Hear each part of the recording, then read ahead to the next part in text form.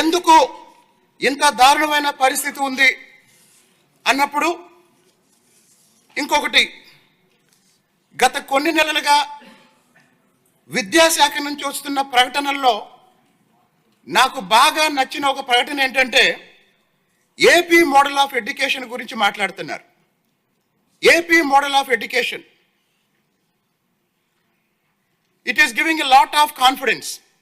ఎందుకంటే చాలా మందికి తెలియదు, మన రాష్ట్రం నుంచి కొన్ని వేల మంది ఊటీ వెళ్తున్నారు, ఇతర రాష్ట్రాలకి ఇతర ప్రాంతాలకు వెళ్తున్నారు, కొన్ని లక్షల రూపాయలు ప్రతి సంవత్సరం ఫీజుల రూపంలో చెల్లిస్తున్నారు, కొన్ని కోట్ల రూపాయలు ఇతర రాష్ట్రాలకి మన సంపద తరలి వెళ్తుంది. అదే ఆంధ్రప్రదేశ్నే ఈ దేశంలో విద్యారంగానికి ఒక మోడల్గా మార్చగలిగితే through quality education, Chandrababu Naidu గారు రెగ్యులర్గా చెప్పే విషయం ఏంటంటే నాలెడ్జ్ సొసైటీ. ఇప్పుడు విద్యాశాఖలో తీసుకొస్తున్న ఈ మార్పుల ద్వారా పేదరిక నిర్మూలన కోసం మనం P4లో ఏవైతే మాట్లాడుతున్నామో ఆ లక్ష్యాలన్నీ సాధించవచ్చు. మరి ఇందాక నేను చెప్పిన ఉపాధ్యాయుల ఇబ్బందులకు సంబంధించి గతంలో మరి 5 సంవత్సరాలు జగన్మోహన్ రెడ్డి ప్రభుత్వంలో ఉపాధ్యాయుల పరిస్థితి ఏంటంటే, బయాలజీ టీచర్ ఏమో బాత్రూమ్ ఫోటోలు తీశారు, కెమిస్ట్రీ టీచర్ ఏమో కిచెన్లో ఉప్పు పప్పు డిస్ట్రిబ్యూట్ చేశారు, తెలుగుదేశం వచ్చాక లేద్దామని తెలుగు టీచర్ నిద్రపోయాడు.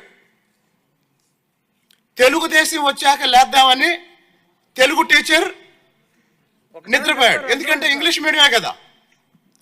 అలాగే మరి మ్యాథ్స్ టీచర్ ఏం చేస్తున్నాడు? మ్యాథ్స్ టీచర్ మద్యం షాప్ దగ్గర మ్యాన్షన్ హౌస్ లెక్కలు రాసుకుంటున్నాడు. మరి ఈ పరిస్థితుల్లో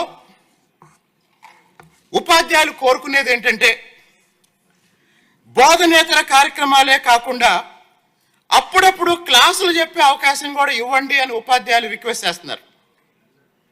అంత దారుణంగా గత 5 సంవత్సరాల్లో ఉపాధ్యాయుల్ని విద్యకు దూరం చేశారు, వాళ్ళ అసలైన బాధ్యతకి దూరం చేశారు.